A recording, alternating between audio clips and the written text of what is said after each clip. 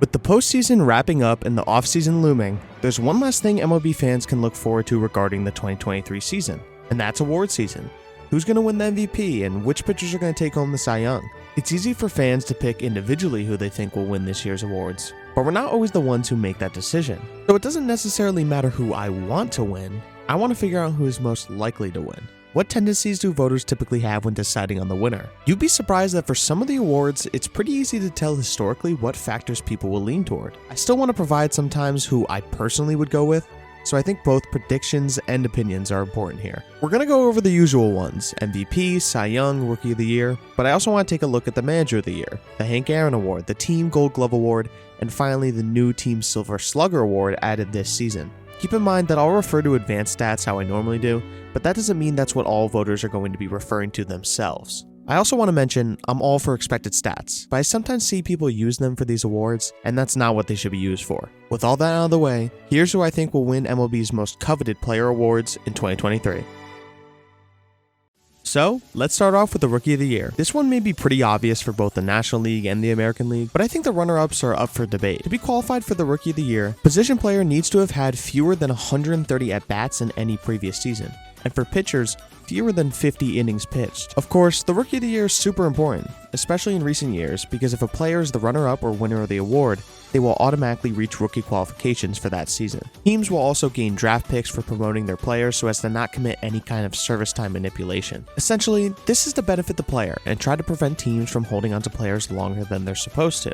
So number one in the National League is going to be Corbin Carroll. Carroll had 5.4 B-WAR and 6.0 F-WAR with a 285, 362, 506 slash line for an OPS of 868, along with 10 triples, 25 home runs, and 54 stolen bases. No matter what voters see, they're going to vote for this guy. Carroll currently places 28th all-time in terms of F-WAR from rookies. Not only that, but Carroll has passed 2012 Mike Trout for the highest base runs above average in a rookie season. So not only did he steal 54 bags, but he put up an all-time season on the base paths. When we look at seasons in general, the only season ever with a higher BSR is from 1887. So Carroll deserves all the praise because he had an amazing season. His center field defense is what's holding him back a bit, but that doesn't make much of an impact on his season overall. This will be unanimous and it's completely deserved. As for some runner-ups, I think Kodai Senga will most likely come in second.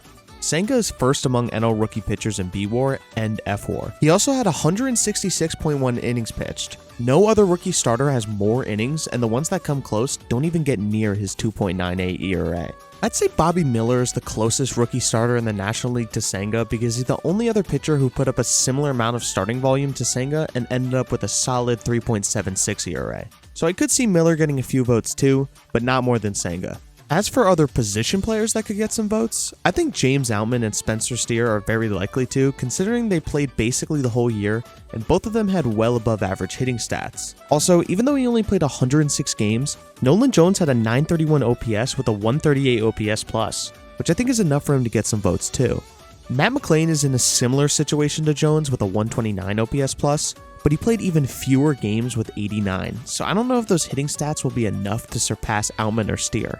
I think it'll be Carroll unanimously in first, Senga in second, James Outman third, Spencer Steer fourth, and Nolan Jones fifth. Moving on to the American League, Gunnar Henderson was the clear favorite to win the award before the season, and he's going to do just that. Gunnar put up a huge year with 6.3 B-WAR and 4.6 F-WAR, a 255, 325, 489 slash line for an 814 OPS and 28 bombs. DRS and UZR like Gunnar a lot better than outs above average does, which is likely why there's such a large gap between his B-WAR and F-WAR. But he leads AL rookies in both versions regardless. 6.3 B-WAR is 9th in the entire league, and if you look, the closest rookie position player to Gunnar's 4.6 F-WAR is Zach Gelof with 2.9. So yet again, this should be unanimous, and it definitely will be. Although Gelof had a great year, he only played 69 games, which I just don't think is enough for voters to place him very highly. I think there's a decent chance that Masataka Yoshida and Anthony Volpe get some votes because of how many games they played, although I don't necessarily think either of their performances were that impressive. If anyone on the Red Sox should be a runner-up, I'd go with Tristan Casas over Yoshida, although they were both pretty bad defensively. Despite what I think, we'll probably see Yoshida and Volpe ending up with some votes though. I'd love for Eddie Julian and Yainer Diaz to get some recognition too, although I think we'll end up with Tanner Bybee being the runner-up to Henderson. Tanner Bybee had 3.6 B-WAR and 3.0 F-WAR with a 2.98 ERA in 142 innings. Similarly to Senga, no other rookie starters with as many innings as Bybee were able to put up an ERA anywhere near his. These were the rookie starters that had over 100 innings pitched, and you can clearly see the only ones near him are Logan Allen and JP France, and even then, they weren't really close to his innings or ERA. So I think Bybee will be the runner-up to Henderson, with guys like Volpe, Yoshida, Julian, Cassis, Diaz, and likely Josh Young too in the mix to round out the top 5 as well. Oh, and I definitely can't forget Yennier Cano either. He had an insane year. With Gunnar and Carroll taking the trophy pretty easily this year for each league, there are still a ton of other players that deserve a lot of recognition. So I don't really want to leave out guys like Royce Lewis, Bo Naylor, Davis Schneider. I just don't think they played enough games for them to end up in the top 5. There was just so many good rookies this year. The Cy Young is given out to each league's most premier pitcher for that year. Most of the time, it's going to go to a starter, because the last time a reliever won the award was Eric Gagne in 2003. So there's been 40 starters that won since the last reliever came away with the award. Nowadays, for a reliever to win it, they would need to put up a crazy season and also hope that the starters just don't show up that year. There were narratives this year by early August where people were thinking that Felix Bautista could have a chance to win this award. Bautista's ERA was .85 by August 7th, and he was completely dominant for a surging O's team. But on August 8th, he gave up a grand slam to Kyle Tucker, which almost doubled his ERA. That, combined with the season-ending UCL tear at the end of August, was curtains for a reliever having a chance to win the award this year. Although, between both the AL and NL, historically there's always at least one reliever that gets a Cy Young vote. Here are the number of relievers that got at least one vote in the last 10 seasons. The closest guy to winning in that time was in 2016 when Zach Britton was the closer for the Orioles. He had an insane year and ended up 4th in Cy Young voting with a few first place votes too. So, since there's always at least one guy that gets on there, I could see Devin Williams, David Bednar, or Josh Hader on there for the NL, and for the AL, Emmanuel Clase for leading the league in saves, Yennier Cano, and likely Bautista too, despite missing that last month. There are a lot of other great guys up there for sure, but they usually lean toward the ones getting a lot of saves. 2023 was the year for a good reliever to win it, because if you just look at the ERA leaders this year, you'll see that across all of baseball, there are just 5 starting pitchers with a sub-3 ERA. Last year, there were 19 starters with a sub-3 ERA. So, as I said before, this was the year for a reliever to win it, because starting pitching took a huge dip this year. Speaking of starting pitchers, when it comes to voting tendencies, the awards voters love ERA, and they love volume of innings pitched. As for wins, I don't really see them mattering that much. I think Jacob deGrom made most voters, and even people who don't even like stats, realize that it's likely the single worst one to evaluate pitchers in baseball. So, ERA and innings pitched are the big factors at play here. Sometimes there's other stuff, like strikeouts and whip, maybe even a no-hitter or perfect game could be the tipping point, but likely not stuff like FIP, SIERA, ERA+, or ERA-. In the last 10 years, the common theme is, if you have the lowest ERA among qualified starters, there's a good chance you'll win the Cy Young, unless someone is close to the best ERA, like within 10 to 30 points, and they have a lot more innings pitched to make up for it. For example, Sandy Alcantara didn't have the lowest ERA among NL starters in 2022, but he had the second lowest alongside easily leading the league in innings pitched, and ended up with 6 complete games. In the last 5 years from 2018 to 2022, 7 out of 10 winners of the Cy Young Award had the lowest ERA in their respective leagues. When it comes to those other 3, I already mentioned Alcantara being one of those outliers, but Verlander and deGrom in 2019 have the same case as Alcantara. They were all extremely close to the guy with the lowest ERA in their league, but likely won the award because they pitched more innings than them, and the difference in ERA was just too small to matter. I also remember Verlander getting a no-hitter very late at the end of that year, so that likely helped too. I think Verlander was a good choice regardless, and a no-hitter helping a Cy Young is a super rare scenario. Anyways, ERA is king when it comes to the Cy Young, so let's finally start with the 2023 winner for the NL, which is Blake Snell's award to lose. Snell is one of 2 pitchers in the NL with a sub-3 ERA, and his ERA is 2.25, which is by far the lowest in the entire league. The next closest NL pitcher is Kodai Senga with 2.98, and he still has about 14 fewer innings than him. One of the more ugly parts of Snell's stats that people talk about is his whip, which is 1.189. That's shockingly high for such a low ERA. But that's because Snell walked so many batters this year, and it ultimately didn't affect him too much other than causing him to have some pretty short outings. Having an ERA that's 73 points lower than the next guy is more than enough to secure a win with 180 innings pitched. For runner-ups, Logan Webb led the league in innings pitched with 216, but his 3.25 ERA is just too much higher than Snell's to have any consideration for first, I think. So personally, if I was choosing, I'd have to go with Webb for second place though, but I think Steele will be the one who ends up placing there. In September, Steele was the last guy who had a chance to combat Snell for the award, so I think he'll be fresh in voters' minds. Steele had a 2.49 ERA going into his last 3 starts of the year, but he gave up a total of 15 earned runs in 14.1 innings, which brought his ERA up to 3rd in the league at 3.06. With only a 19-point difference in ERA between Webb and Steele, Webb put together 42.2 more innings, so that's why I'd go with Webb, but I think those end-of-season narratives behind Steele will at least keep him in the top 3. I also feel like I need to bring up Spencer Strider, a guy who has been part of many discussions this year about his wide range of dominant and shaky performances. I think Strider ends up with some votes because of his prolific strikeout rate, but his 3.86 ERA is just way too high to expect voters to have him in the top 3. I think Strider got very unlucky this year, but there's nothing you can do about it when it comes to these awards. You just won't win the Cy Young with a 3.86 ERA. As for some other guys like Senga, who I covered earlier, I think he gets a decent amount of votes too. So as my final prediction, I think Snell comes out on top unanimously. Steele comes in 2nd, Webb places 3rd, Senga in 4th, and Zach Gallen 5th. Gallen had a similar year to Webb with the volume and ERA, but I would place Webb and Senga ahead of him. Moving on to the AL, we've got a similar situation here where this is simply Garrett Cole's award to lose. Cole has been a finalist for the Cy Young every year since 2018. I think it's finally that time where Cole gets his Cy Young, and it'll be unanimous too. Cole leads the American League in ERA, WHIP, and innings pitched. Leading the league in innings and being the most proficient too, that's a wrap for the Cy Young at that point. Cole's ERA doesn't give him a big lead amongst the competition like Snell's does, but nobody within that range came away with as many innings as he did. I think Sonny Gray had the best chance going into the last few weeks though. He ended up only 16 points behind Cole in ERA, but he has 25 fewer innings than him. So while he doesn't contend for first, I think that solidifies Gray to be the runner-up behind Cole. He has the stats and he had the narrative behind him for most of the year. The 2 closest in ERA to Gray are Kyle Bradish with 2.83 and Kevin Gausman with 3.16. I think Gausman's strikeouts and innings pitched put him at 3 here. To round out the top 5, I think it could be 2 of Pablo Lopez, Kyle Bradish, Luis Castillo, Framber Valdez, and George Kirby. If I had to guess, I'd put Castillo at 4 and Bradish at 5. Lopez is in a similar situation to Strider, where I think his results aren't reflecting what he's capable of, but we can't take that into account for results-based awards. He still had a great year though. Picking between these guys is so tough, but I found myself leaning towards Bradish because of that ERA. So overall with the Cy Young this year, we've got 2 familiar faces that will take home these awards unanimously. It's only Snell's 2nd time being voted for the Cy Young, and it'll be his 2nd time to win too, which is kind of crazy. And it'll be Cole's first win after many years of being a heavy favorite for the award, but just not quite getting there. A few years ago, MLB added a team-wide Gold Glove to honor the best collective defense in each league. So real quick, I couldn't find anything that said if the team Gold Gloves would be announced the same day as the individual ones. If they are announced, that's not a problem, as I still think this is an interesting analysis. But I'll let you know here on screen if they were announced before this video drops.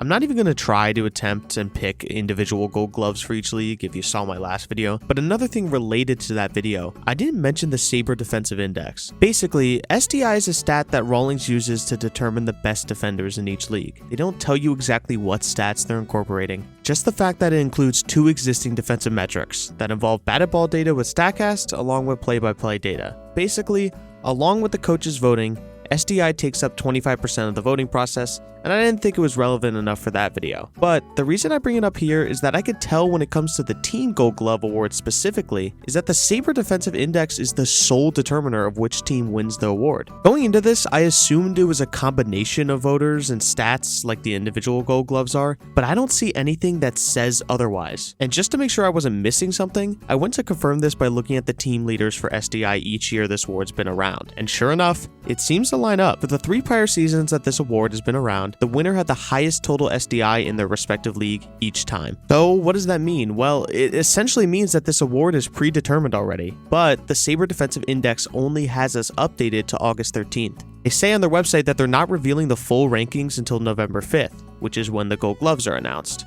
So we kind of need to try to figure this out based on what we have up until August 13th. This update shows the rankings across all positions too, not just by team. So I'm gonna add all these up and see what teams come out at the top to assist this prediction a little bit. So before I show the rankings, there were some issues I encountered while doing this. First of all, this list seems to only show qualified players. So some teams like the Orioles have multiple players at one position like Ramon Arias and Gunnar Henderson for third base, while other teams like the Twins don't even have a single player qualified for third base. So these rankings are far from perfect, but if we look at it with other stats like defensive runs saved and outs above average, it will still be a large help for us when trying to determine these winners. Starting off with the National League, we could see that San Diego tops these rankings, but with Milwaukee, Pittsburgh, and Chicago very close behind them. If I were to choose one team that I think ended up on top though, I'd have to guess Milwaukee. The Brewers seem to be the most complete team out of everyone. The only players on the Brewers from this August 13th update who contributed to their team negatively were Christian Yelich, Corbin Burns, and Freddie Peralta, and they weren't even that bad. Not to mention, this was a little bit past the trade deadline, so while I attributed the stats of players that were traded to their old team, we need to keep in mind that Mark Canha, who ranked 3rd among NL left fielders, and Carlos Santana, who ranked 1st among NL first basemen,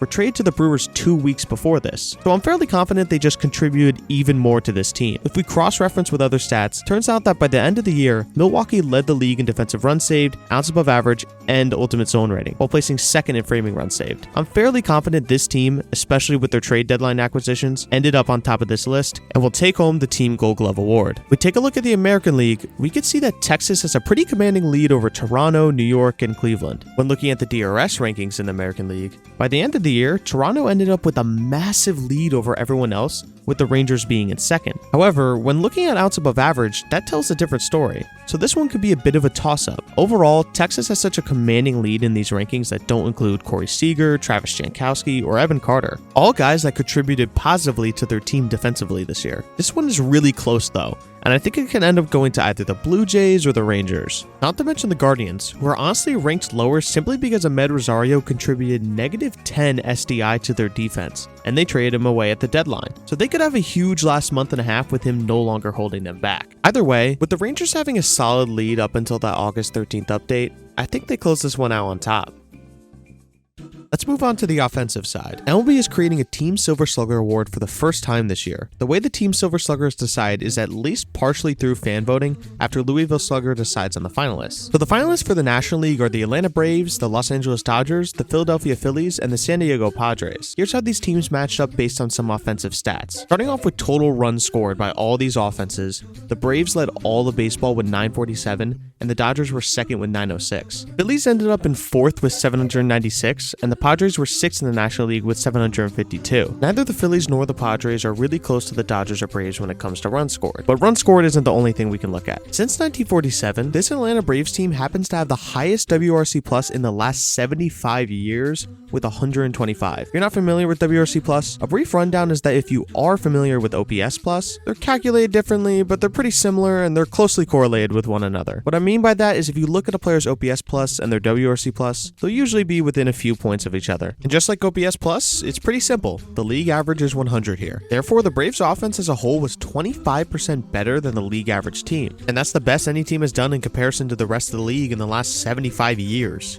The Braves also tied the MLB record for the most home runs by a team in a single season with 307. If you look at these rankings, you'll see there's a bit of a theme with 2019 because the balls were absolutely juiced and just flying out of the park all the time. Anyways, this historic power from the Braves resulted in 5 players on their team reaching at least 30 home runs. 3 of those had at least 40, and Matt Olson leading the MLB with 54. And don't get me wrong, the Dodgers had a great year too. Mookie Betts and Freddie Freeman are arguably an all-time 1-2 punch to lead off a lineup that also features Max Muncy, JD Martinez, Will Smith, and the Dodgers organization somehow pulled out Jason Hayward's best full season offensive stats since 2015. The thing with the Phillies is we all know this is a good lineup, and we all know there are star hitters on this team. Bryce Harper continues to be his usual self, Brandon Marsh had the best offensive season in his career, and Bryson Stott and Nick Castellanos had much better years than they did last year. But Trey Turner took a step back in his first year as a Philly, having his lowest OPS plus since 2018. This Phillies lineup is great. They got to the NLCS in back-to-back years, but I don't think they matched the Dodgers or Braves, at least regular season-wise. As for the Padres, they're a star-studded lineup, and we all really know that, but way too many of these guys really didn't play up to what people expected of them. This was supposed to be the league's scariest lineup, but some of their biggest guys end up with some of the worst offensive seasons of their careers. And this Braves team is just ridiculous, and I see no reality where they don't win this fan vote, especially because the vote is taken before the playoffs start, and this award, like all the others, has nothing to do with the playoffs, so there's really no point in bringing it up. For the American League, we've got the Houston Astros, Tampa Bay Rays, Texas Rangers, and Seattle Mariners. For total runs scored, it goes Rangers, Rays, and Astros atop the American League, with the Mariners sitting pretty far down at 7th. For WRC Plus leaders in the American League, not many changes except the Rays actually take the top spot and the Rangers drop down to 2nd. If I were personally choosing strictly off the best lineup, I'd probably go with the Houston Astros. But Jose Altuve missed about half the year, Yordan Alvarez missed almost 50 games, Michael Brantley missed almost the entire year, and Chas McCormick and Yainer Diaz were not regularly starting despite being great offensively. I think Seattle isn't quite up to the level of these three teams, and the Rays were great, but I think they fall just behind the Rangers. The Rangers were pretty consistent all year offensively. Corey Seager had an absolutely monster year despite missing a good amount of games, but that was usually towards the start of the year. And this team had like 4 position players starting the All-Star game. The Rangers led the league in average, on base percentage, slugging, and therefore OPS. And although they are slightly behind at WRC Plus, they technically created more runs overall than the Rays did. They're first in the AL in home runs as well. I think it's close, but I'm going to go with Texas here as the best offense in the American League, which is crazy to say after the team had 94 losses last season. Alright, we got 2 more awards to go over, and the next one I want to look at really quick is the Manager of the Year. I noticed that for previous Manager of the Year wins, the award usually goes to the manager of the league's most unexpected success stories. So what does that mean? Well, of the last 10 years, 17 of the 20 Manager of the Year winners were managers of teams that made the playoffs that year, but did not make the playoffs the year before. Of the 3 other teams, 2 of them were given to Kevin Cash when the Rays had the best record in the American League in 2020 and 2021. This is likely because despite the Rays constantly making the playoffs in recent years, they're still always considered underdogs because of their low payroll, and therefore it's impressive when they do more with less.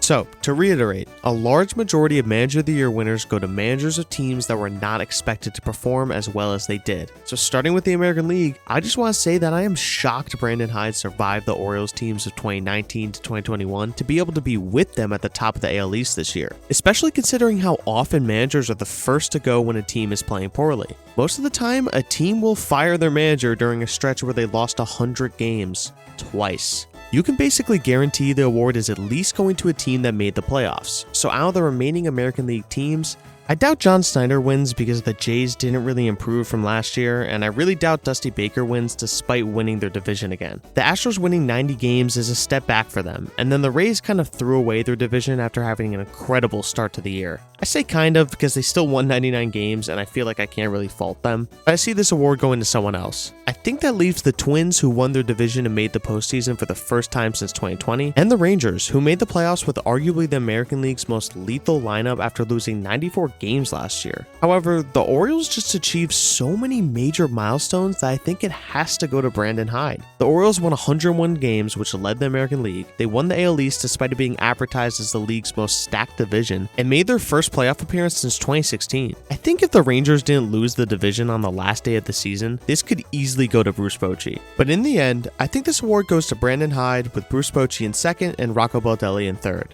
Moving on to the NL, I think this one might be a bit tough. There are some good candidates here, and I would want to cross some teams off the list first, but I honestly think each of the playoff teams has a chance. There were tons of predictions this year for the Padres to take the NL West, with the Dodgers losing some key players in the offseason. So I think the Dodgers easily winning the division this year is more of a Padres problem than anything, but still, winning 100 games with one of the league's most injured rotations is very impressive. For the Braves, they obviously didn't set a record amount of wins or anything, but I could still see Snit winning this award for being the manager of the team with the best record in baseball and leading one of the most lethal offenses of all time. But the Braves were still widely considered to be one of, if not the best team in baseball before the season, so they didn't really exceed any expectations there. I think Craig Counsell and the Brewers is yet another good candidate for the award. It's not like the Brewers were expected to be bad or anything, but they did miss the playoffs last year and they took the division right back this year. Yet again, this could be a similar situation to the Dodgers, where this is likely helped by a Cardinals collapse, but the Cubs, Reds, and Pirates were more competitive than they were last year, which balances out the division for sure. When it comes to the Phillies, I thought last year was the year that Rob Thompson could have won the award. For this year though, the Phillies basically just played to their expectations when it came to the regular season, so I don't think Thompson gets this one. To finish off strong with the Marlins and Diamondbacks, they're both in a similar situation where they had some promising talent last year but were not quite there yet. Then, in a surprise, they were both able to come away with their first playoff berths in a while. Overall for this award, I'm leaning towards Skip Schumacher Schumacher of the Marlins or Torey Lovullo of the Diamondbacks, mainly because of how often this award goes to managers of unexpected playoff teams. Lovullo has been with the Diamondbacks since their last playoff appearance in 2017, but the team had losing records for the last 3 years, and they even had 110 losses in 2021. That, along with the fact that the Diamondbacks have the biggest postseason drought in the NL among the teams that made the playoffs, will be a huge factor to help Lovullo's case for the award. As for Schumacher, he first became manager this season, and despite their playoff berth in 2020, the Marlins hadn't had a full season playoff berth since 2003. Regardless, this is a really close one, and I think there are a bunch of managers that could come away with it, really. But if I had to choose who I think will win, I'd go with Torey Lovullo for leading a young Diamondbacks team to their first playoff appearance in quite some time. Then I'd have Skip Schumacher in second place and Craig Counsell in third.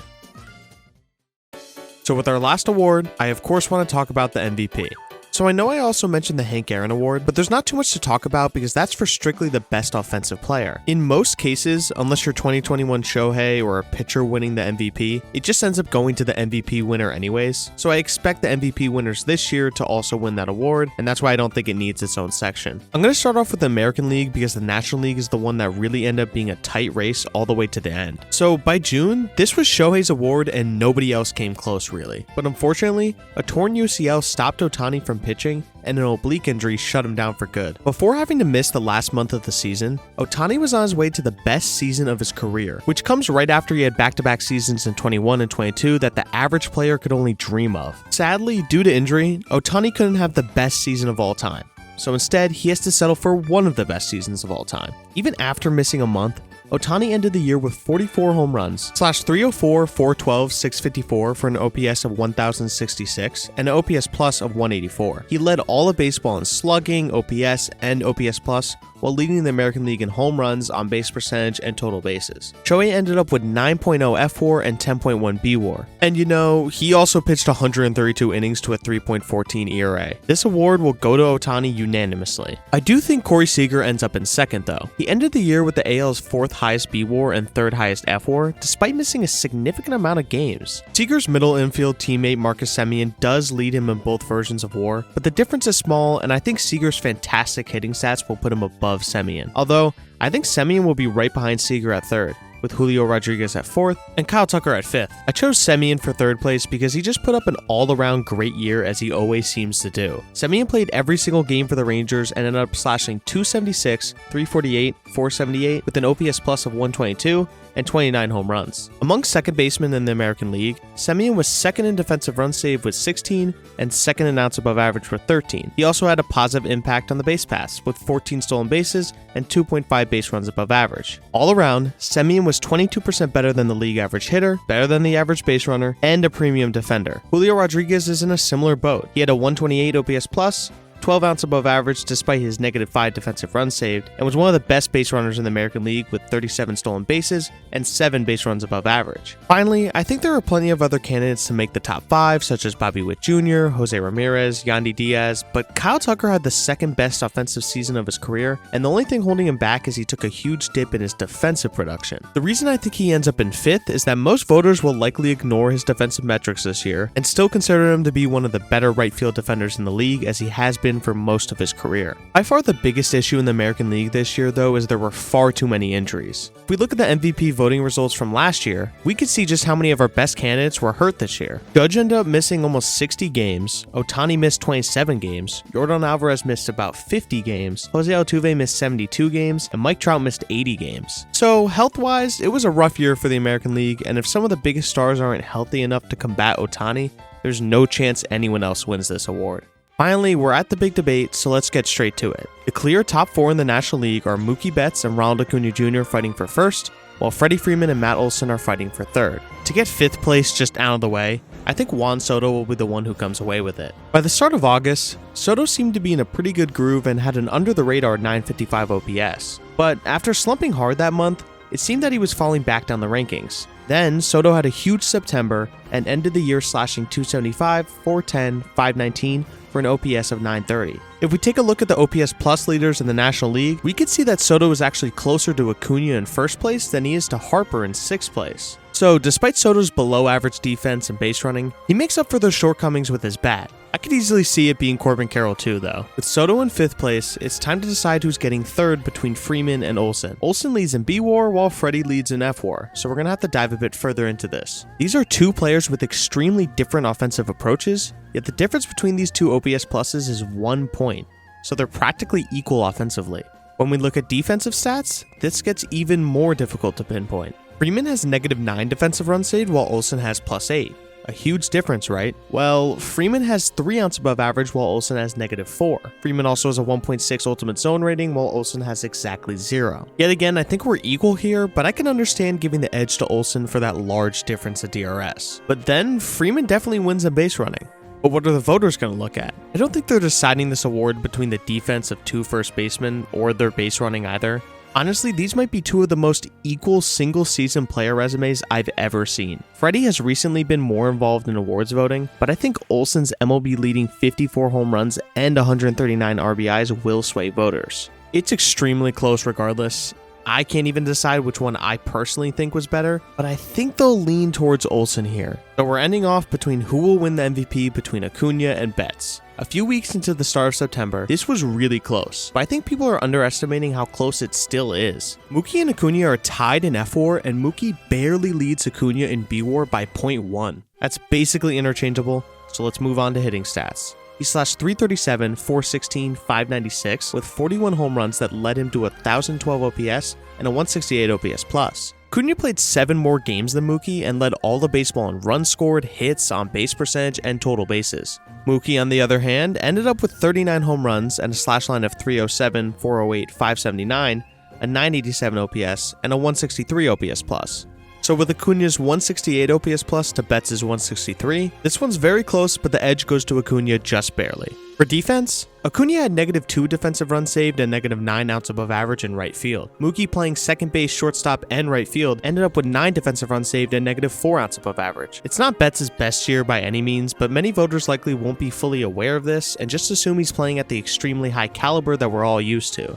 Not to mention the value of playing multiple positions. So I think this is clearly towards Mookie. Finally, the base running. Acuna ended up stealing a whopping 73 bags to Mookie's 14, and at this point, that's what wins Acuna the MVP. Despite the fact that their base runs above average make it closer, Acuna still beats out Betts in base runs above average, and as I said, voters love counting stats like stolen bases. I just don't see a situation where the 5th player ever to reach the 40-40 club, and the first one in 17 years, doesn't win the MVP. Out of the Rookie of the Year, Cy Young, and the MVP, I think this is the only one that isn't unanimous, but I think it will be in Acuna's favor after Mookie had just a 718 OPS in September. Personally, I think I would pick Acuna, but it's neck and neck for me, and in early September, I was actually leaning towards Betts. To recap, I think the voting ends up with Acuna on top, Betts in 2nd, Olson in 3rd, Freeman in 4th, and Soto in 5th. I think Acuna finally gets his first MVP, and I say finally as if he isn't only 25 years old. There's a good chance there will be even more MVPs in Acuna's future.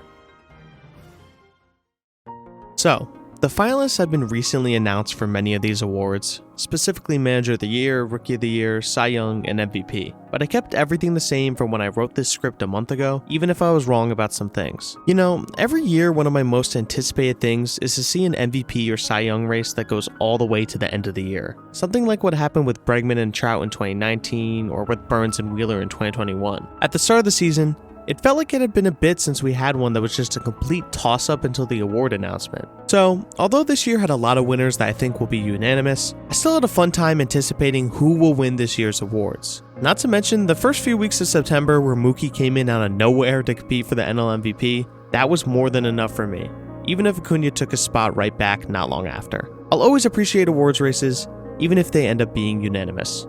Thanks for watching.